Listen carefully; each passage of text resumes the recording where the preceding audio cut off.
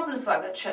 ધારાસભ્યના હસ્તે પ્રાથમિક શાળાનું લોકાર્પણ કરાયું। નાયબ કલેક્ટર તેમજ મામલતદાર ઉપસ્થિત રહ્યા। ડભોઈ તાલુકાના કડોદરા ગામે નવનિર્મિત બનેલી નવીન પ્રાથમિક શાળાનું લોકાર્પણ ધારાસભ્ય શૈલેષભાઈ મહેતાના હસ્તે કરવામાં આવ્યું હતું। આ પ્રસંગે મદદનીશ કલેક્ટર યોગેશ કાપસે, મામલતદાર ડીવી ગામિત, તાલુકા વિકાસ અધિકારી તેજલબેન રાણા, જિલ્લા શિક્ષણ સંઘ, તાલુકા શિક્ષકો, વાલીઓ, શાળાના વિદ્યાર્થીઓ અને આગેવાનો ઉપસ્થિત રહ્યા હતા। દીપ પ્રાગટ્ય કરી સરસ્વતી ધામને રિબન કાપી શાળાને ખુલ્લી મૂકવામાં આવી હતી। ત્યારબાદ ધારાસભ્યએ જણાવ્યું હતું કે માનવીના જીવનમાં શિક્ષણ મહત્વનો ભાગ છે। શિક્ષણ વગર તમામ વસ્તુ અધૂરી છે, ત્યારે પોતાના બાળકો શિક્ષણ મેળવે તે માટે વાલીઓએ જાગૃતિ રાખવા જણાવ્યું હતું અને શિક્ષકો પણ બાળકોના અભ્યાસમાં કાળજી રાખી ગુજરાત સરકાર સ્કૂલો એક્સેલન્સ અંતર્ગત ધોરણ 1 થી 8માં 180 જેટલા બાળકો અભ્યાસ મેળવી રહ્યા છે। ₹9 લાખના ખર્ચે 4 નવા રૂમ બનાવવામાં આવ્યા છે, જેમાં કોમ્પ્યુટર લેબ પણ બનાવવામાં આવ્યું છે અને ખાનગી શાળાઓ જેવી બનાવવામાં આવે છે તે કડોદરા ગામનું ગૌરવ અપાવી રહી છે। રિપોર્ટર સરફરાઝ પઠાણ, ડભોઈ। ગુજરાત સરકારના સ્કૂલ ઓફ એક્સલન્સ અંતર્ગત આજે કડોદરા શાળાનું એટલે કે એના વિદ્યાભવનનું લોકાર્પણ આજના દાડે રાખવામાં આવ્યું છે। આ શાળાના મકાનનું ખાતમુહૂર્ત પણ મારા જાતે થયું હતું અને આનું લોકાર્પણ પણ મારા જાતે થઈ રહ્યું છે, ત્યારે એક ગૌરવ પણ લાગણી થાય।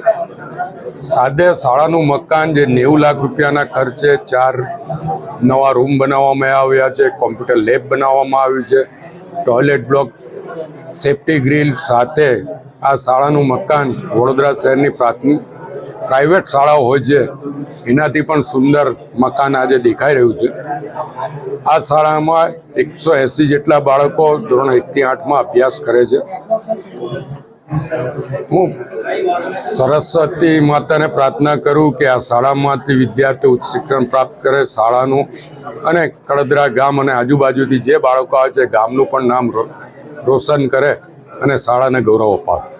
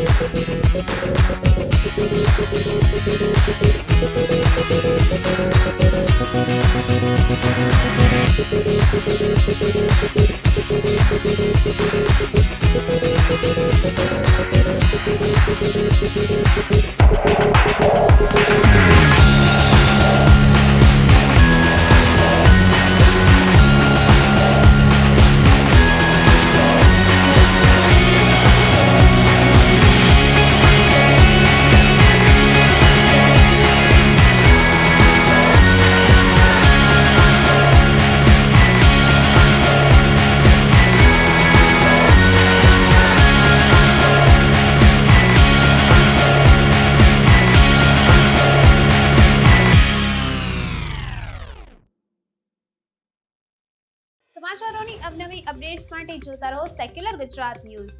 સાથે સેક્યુલર ગુજરાત ન્યૂઝ ચેનલને લાઇક, શેર અને સબસ્ક્રાઇબ કરો અને બેલ આઇકોન દબાવીને સમાચારોની ઝડપી માહિતી મેળવો।